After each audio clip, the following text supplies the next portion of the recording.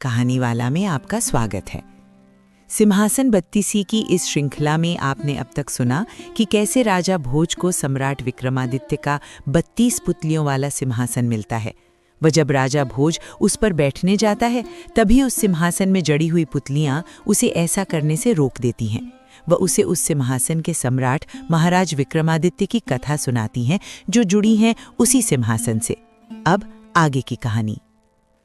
पुष्पावती पुतली बोली, हे राजा भोज, तूने जो इस सिंहासन पर बैठने का विचार किया है उसे अपने मन से त्याग दे। राजा भोज ने पूछा, मैं इसे कैसे और क्यों छोड़ दूं? तब पुतली बोली, यदि तू इस सिंहासन पर बैठना चाहता है तो अपने भीतर राजा विक्रम जैसे गुण देख, और अगर वे तुझ में हों तो इस सिंहासन पर अवश्य बैठ। मैं तुझे महान सम्राट विक्रमादित्य की एक अद्भुत कथा सुनाती हूँ। ये सुन और बता कि क्या तुझ में सम्राट विक्रम के ये गुण हैं? फिर पुतली ने कथा आरंभ की। एक दिन राजा वीर विक्रमादित्य अपने भव्य दरबार में विराजमान थे। चारों ओर मंत्री, सेनापति और अनेक राजागण उपस्थित होकर प्रणाम कर रहे थे। उसी समय एक बढ़ई दरबार में आया। उसने आदरपूर्वक सलाम किया और कहा, महाराज, मैं आपके दर्शन करने आया हूँ और आपके लिए एक अद्भुत घोड़ा लाया हूँ। राजा ने उसे भीतर आने की आज्ञा दी। बढ़ई ने अपनी कला और बुद्धि से बनाया हुआ वो अनोखा घोड़ा प्रस्तुत किया। राजा ने उसे ध्यान से देखा और पूछा, बताओ, इसमें क्या क्या विशेष गुण हैं? बढ़ई बोला, महाराज, इसमें अद्भुत गुण हैं। ये ना कुछ खाता है ना पीता है, फिर भी जहां आप चाहें वहां आपको तुरंत पहुंचा सकता है। ये 2 घोड़ों के बराबर बलवान है। उस समय घोड़ा बड़ी चतुराई से इधर उधर कूद फांद रहा था। राजा जितना उसे देखते उतना ही मोहित होते जाते। अंत में उन्होंने प्रसन्न होकर कहा, इसे मैदान में दौड़ा कर दिखाओ। ज्यों ही उसे चलाया गया वो इतनी तीव्र गति से दौड़ा कि केवल गर्दन सी झलकती थी। घोड़ा मानो दिखाई ही नहीं देता था। उसके अद्भुत गुण देखकर राजा अत्यंत प्रसन्न हुए।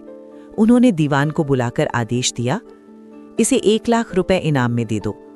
दीवान ने विनम्रतापूर्वक निवेदन किया, महाराज, ये तो लकड़ी का घोड़ा है और 1 लाख रुपए इनाम कुछ अधिक प्रतीत होता है। राजा ने तुरंत कहा, अच्छा, इसे 2 लाख रुपए दे दो।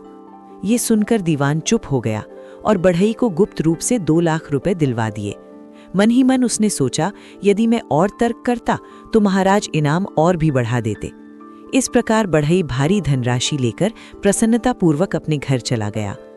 बढ़ई ने जाते समय फिर निवेदन किया था, महाराज, इस घोड़े पर सवार हों तो इसे कोड़ा ना मारें और ना ही एड़ लगाएं। ये अपनी ही चाल से चलता है। परंतु भाग्य का लिखा कौन टाल सकता है? जो होना होता है वही होकर रहता है।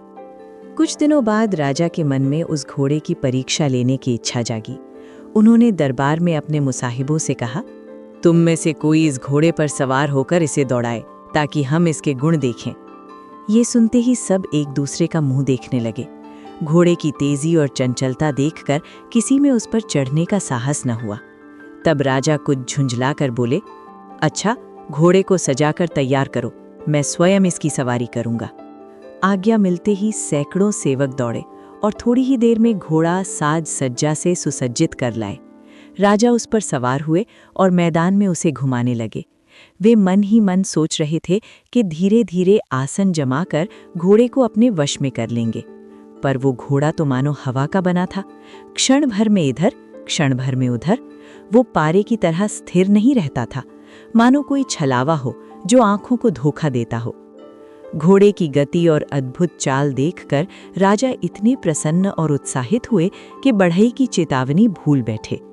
अचानक उन्होंने घोड़े को कोड़ा मार दिया। बस चाबुक लगते ही वो घोड़ा आग बबूला हो उठा और ऐसी भयंकर वेग से दौड़ा कि पलक झपकते ही समुद्र पार कर गया। कुछ ही क्षणों में वो एक घने और भयावह जंगल में पहुंचा और उछलकर एक ऊंचे वृक्ष के ऊपर से कूद गया। उस उछाल में राजा संतुलन खो बैठे। वे वृक्ष की डाल से टकराकर लुढ़कते हुए नीचे गिर पड़े। गिरते ही उनकी ऐसी दुर्दशा हुई कि वे मूर्छित होकर मृतक के समान निश्चेष्ट हो गए। कुछ समय बाद राजा को धीरे धीरे होश आया। चेतना लौटते ही वे मन ही मन कहने लगे, हाय, देश, नगर, राजपाट, प्रजा, अपने और पराए सब कुछ छूट गया। ये कैसी किस्मत मुझे यहाँ ले आई है। अब आगे क्या होने वाला है वही देखा जाएगा। ये सोचकर उन्होंने धैर्य बांधा, साहस जुटाया और उठकर आगे चल पड़े। पर वे ऐसे घने वन में जा पड़े थे कि वहां से निकलना अत्यंत कठिन था। भटके हुए पथिक की भांति वे कभी इधर कभी उधर भटकते रहे। किसी तरह 10-10 कोस की राह चलते हुए 10 दिन बीत गए। तब वे एक और भी भयानक वन में पहुंच गए। उस वन का अंधकार ऐसा था कि हाथ को हाथ सूझता न था। चारों ओर से सिंह, बाघ, गैंडे, चीते और न जाने कितने वन्य पशु गर्जना कर रहे थे। वृक्षों पर बैठे पक्षी भी भयावनी आवाजें निकाल रहे थे। महाराज विक्रम कभी पूर्व दिशा में जाते, कभी पश्चिम, कभी दक्षिण, कभी उत्तर, परंतु कहीं भी मार्ग दिखाई न देता। इस प्रकार दुख और कष्ट सहते हुए भटकते भटकते 15 दिन बाद वे किसी तरह से उस भयावह वन से बाहर निकल सके। वहां पहुंचकर राजा को एक अद्भुत दृश्य दिखाई दिया। सामने एक बड़ी हवेली थी और उसके बाहर 2 विशाल वृक्ष खड़े थे। उन्हीं में से एक वृक्ष पर एक बंदरिया बैठी थी। कभी नीचे उतरती, कभी ऊपर चढ़ जाती। राजा ये कौतुक छिपकर देखने लगे। इतने में उनकी दृष्टि ऊपर गई तो देखा कि हवेली में एक ऊंचा बालाखाना बना है। जिज्ञासावश वे चुपके से वृक्ष पर चढ़ गए। वहां उन्होंने देखा कि बालाखाने में एक सुंदर पलंग बिछा है और चारों ओर ऐश्वर्य के अनेक सामान रखे हैं। राजा ने मन में विचार किया, अभी प्रकट होना उचित नहीं, पहले ये जान लो कि यहाँ कौन आता जाता है। वे वहीं छिपकर प्रतीक्षा करने लगे। ठीक दोपहर के समय एक सिद्ध योगी वहां आया। उसने पास के एक कुएं से जल भरा और उस जल को अपनी हथेली में लेकर बंदरिया पर छींटा मारा। बस छींटा पड़ते ही बंदरिया एक अत्यंत रूपवती स्त्री में बदल गई। उस सुंदरी के साथ योगी ने कुछ समय व्यतीत किया। जब तीसरा पहर हुआ तब उसने दूसरे कुएं से जल निकालकर उस स्त्री पर छींटा दिया और वो फिर से बंदरिया बन गई। वो तुरंत वृक्ष पर चढ़ बैठी और योगी भी पास की पहाड़ी गुफा में जाकर साधना करने लगा। ये सब देखकर राजा अत्यंत चकित हुए। योगी के चले जाने पर वे धीरे से बाहर निकले। उन्होंने चतुराई से उसी पहले कुएं से जल निकाला और बंदरिया पर छींटा मार दिया। क्षण भर में वो बंदरिया ऐसी अनुपम सुंदरी में बदल गई मानो इंद्र सभा की कोई अप्सरा हो। उस रूपवती स्त्री ने राजा को देखा तो लज्जा से अपना मुख फेर लिया, पर राजा उसके रूप पर मोहित हो उठे। कामदेव के बाण उनके हृदय में चुभने लगे। उन्होंने स्नेहपूर्वक उसे अपने पास बैठाया। जब उस अनुपम सुंदरी ने राजा की आंखों में प्रेम और करुणा की झलक देखी तो वो हल्की मुस्कान के साथ बोली, महाराज, हमें इस प्रकार प्रेम दृष्टि से मत देखिए, हम तपस्विनी हैं। यदि हम क्रोधित होकर आपको शाप दें तो आप तत्काल भस्म हो जाएंगे। राजा ने निर्भीक स्वर में उत्तर दिया, देवी, मुझे किसी शाप का भय नहीं। मैं उज्जैनी का नरेश वीर विक्रमादित्य हूँ। मेरे राज्य में भूत प्रेत ताल बेताल तक मेरे वश में हैं। मेरा कोई कुछ नहीं बिगाड़ सकता। विक्रमादित्य का नाम सुनते ही वो स्त्री कांप उठी। उसके नेत्र श्रद्धा से भर आए। वो तुरंत झुककर राजा के चरणों में गिर पड़ी और विनीत स्वर में बोली, महाराज, आप वास्तव में महान नरेश हैं। यदि आप पर कोई संकट आया तो ये संसार ही दोषी होगा। कृपा करके मेरी बात मानिए और शीघ्र यहाँ से चले जाइए। अभी वो यति आने वाला होगा। यदि उसने आपको यहाँ देख लिया तो वो क्रोध में आकर मुझे और आपको दोनों को शाप देकर भस्म कर देगा।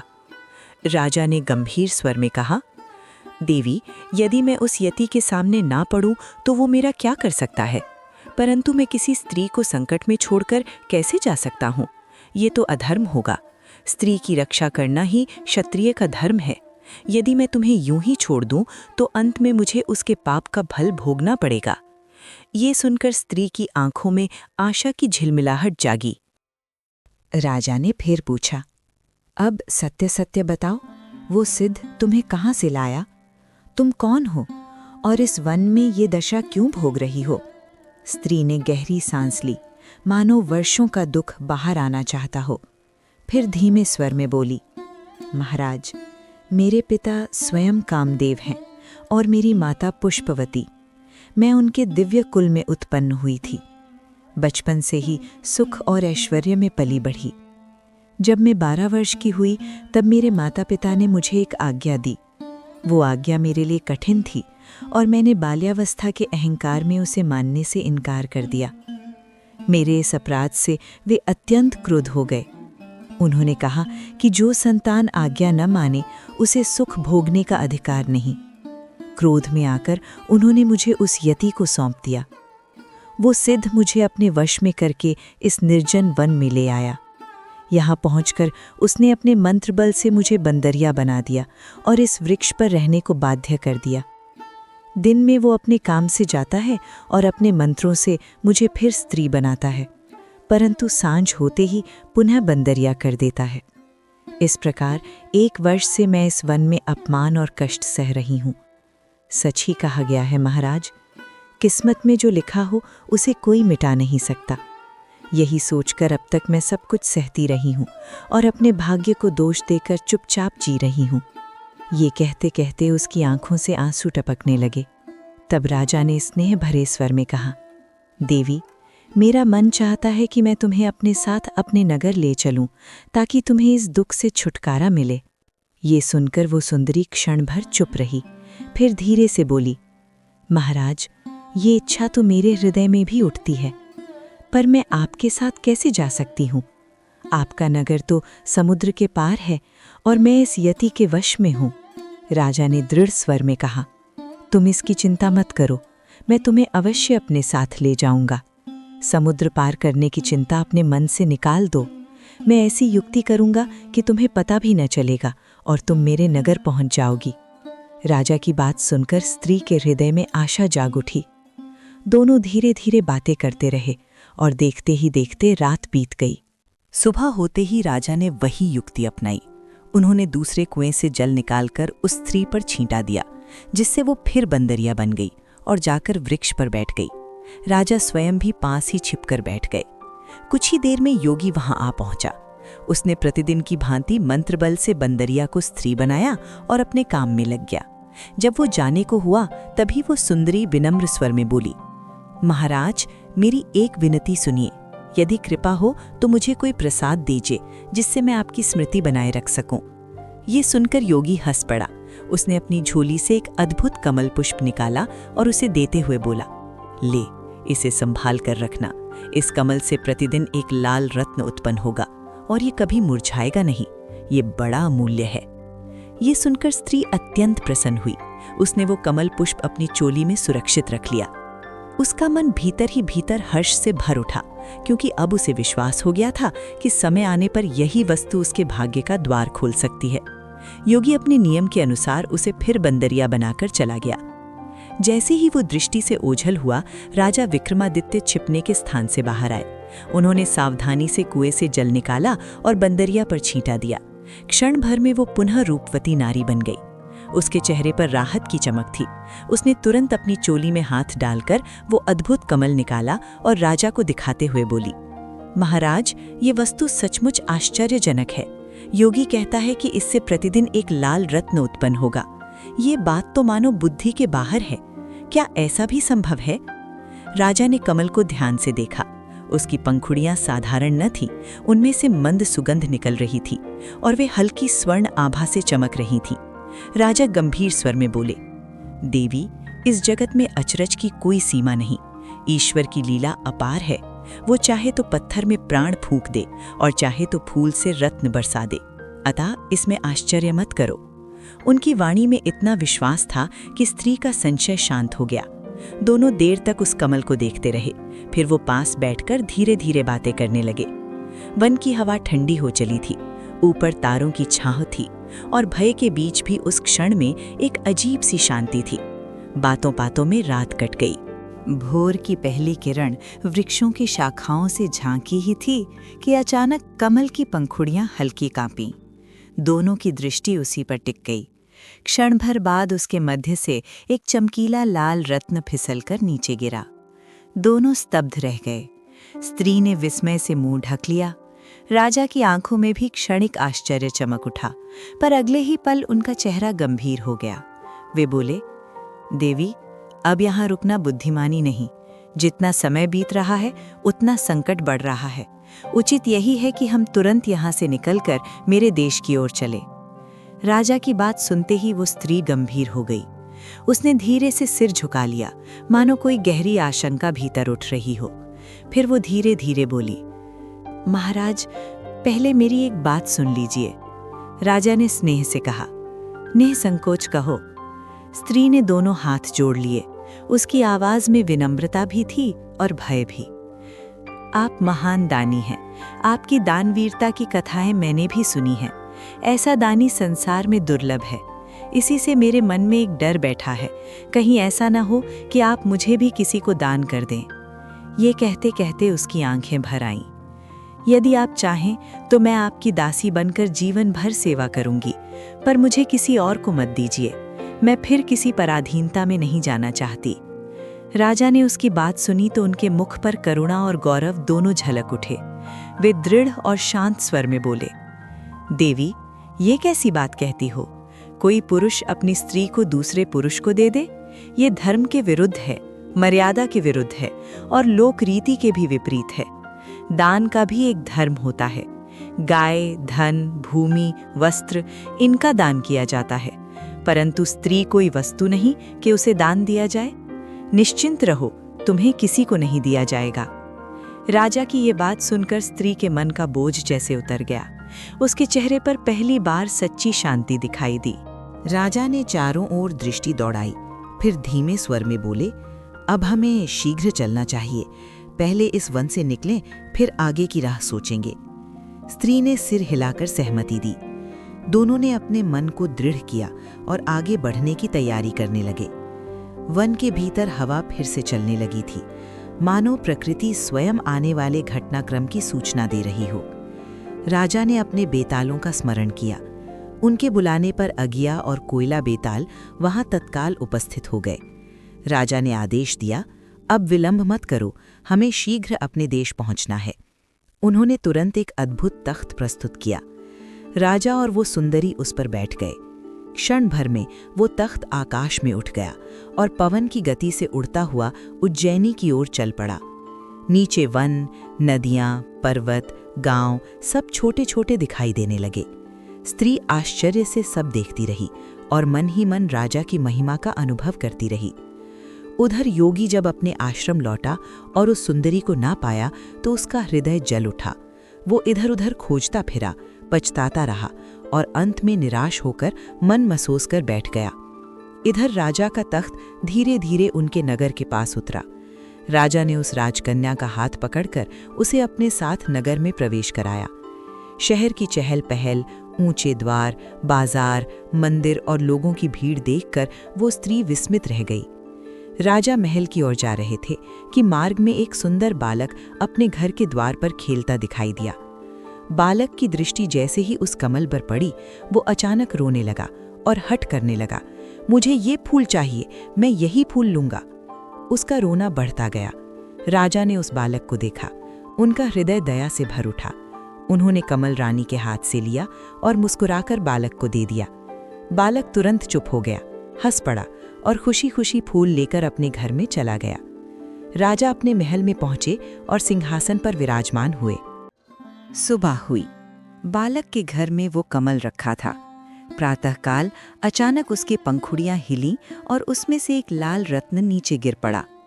बालक का पिता ये देखकर चकित रह गया। उसने रत्न उठा लिया और कमल को छिपाकर रख दिया। अगले दिन फिर एक लाल निकला, फिर तीसरे दिन भी। अब वो समझ गया कि ये साधारण वस्तु नहीं। कुछ दिनों में उसके पास अनेक लाल इकट्ठे हो गए। एक दिन वो कुछ लाल लेकर बाजार में बेचने गया। इतने बहुमूल्य रत्न देखकर लोगों में हलचल मच गई। खबर कोतवाल तक पहुंची। कोतवाल ने तुरंत उसे पकड़वा लिया और कठोर स्वर में पूछा, तू साधारण व्यापारी है, फिर तेरे पास इतने कीमती लाल कहाँ से आए? वो भयभीत होकर बोला, हुजूर, ये मेरे ही घर के हैं, मैं चोरी नहीं करता। पर कोतवाल ने उसकी बात न मानी। उसे डांटा, डराया और लाल छीनकर दरबार में ले आया। दरबार में पहुंचकर कोतवाल ने सब हाल सुनाया। राजा ने कहा, उसे हमारे सामने लाओ। जब वो व्यक्ति लाया गया, राजा ने शांत पर गंभीर स्वर में पूछा, सच सच बताओ, ये लाल तुम्हें कहाँ से मिले? यदि सत्य कहोगे तो इनाम पाओगे, और यदि झूठ बोलोगे तो दंड मिलेगा। वो हाथ जोड़कर बोला, महाराज, मेरा छोटा बेटा महल के पास खेल रहा था, किसी ने उसके हाथ में ये कमल दे दिया। वो घर लाया और मैंने उसे रख लिया। सुबह उसमें से एक लाल निकला। तब से प्रतिदिन एक एक लाल निकलता है। वो कमल अभी भी मेरे घर पर सुरक्षित है। उसकी सच्चाई देखकर राजा ने कोतवाल की ओर देखा और कठोर स्वर में बोले, तूने बड़ा अन्याय किया। बिना जांच पड़ताल के इस निर्दोष को पकड़ लाया। न्याय ये है कि तू इसे दंड स्वरूप 1 लाख रुपए दे। राजा के आदेश से कोतवाल को 1 लाख रुपए उसके घर भेजने पड़े। वो व्यक्ति राजा की दया और न्याय देखकर अभिभूत हो गया। उसने बार बार सिर झुकाकर धन्यवाद दिया। ये कथा समाप्त कर पुतली ने गंभीर स्वर में कहा, सुनो राजा भोज, ये तो केवल राजा वीर विक्रमादित्य के गुणों और धर्म का एक अंश मात्र है। तुम अभी तक उनकी वास्तविक महिमा को नहीं समझ पाए हो। तुम मूर्खतावश अपने आप को महान समझते हो और उन्हें अपने से हीन मानते हो, परंतु सत्य ये है कि तुम उनके समान बनने की कल्पना भी नहीं कर सकते। पुतली के शब्दों में कठोरता भी थी और सत्य का तेज भी। राजा भोज ये सुनकर स्तब्ध रह गए। उनके मुख का गर्व उतर गया। वे वहीं खड़े खड़े सोच में डूब गए। उस रात वे महल लौटे तो मन में गहरा पश्चाताप था। उन्हें लगा मानो उनका अहंकार टूट गया हो। वे देर तक सो न सके और मन ही मन विचार करते रहे, सचमुच विक्रमादित्य महान थे। मैं उनके समान बनने का अधिकारी हूं भी या नहीं? प्रातःकाल हुआ। राजा भोज फिर उसी सिंहासन के पास पहुंचे। अब उनके मन में पहले जैसा अभिमान न था, बल्कि विनम्रता थी।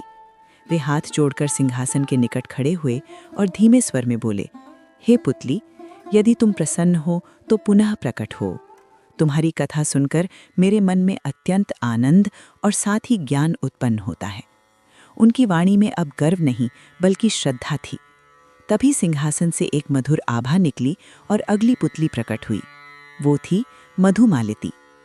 उसके मुख पर कोमल मुस्कान थी, पर नेत्रों में गंभीरता भी झलक रही थी। वो बोली, राजा भोज, यदि तुम सचमुच विक्रमादित्य के गुणों को जानना चाहते हो तो ध्यान से मेरी कथा सुनो।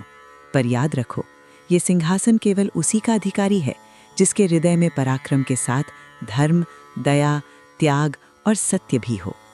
ये कहकर उसने अपनी कथा आरंभ करने के लिए दृष्टि आकाश की ओर उठाई और राजा भोज विनम्र होकर वहीं बैठ गए, अगली कथा सुनने को तैयार। उसने राजा भोज से आखिर क्या कहा, वो वृतांत हम आपको सुनाएंगे इस श्रृंखला के अगले भाग में। पर दोस्तों, आप जाने से पहले हमारे चैनल कहानी वाला को सब्सक्राइब अवश्य करें।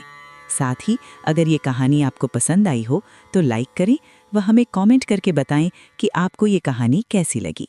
धन्यवाद।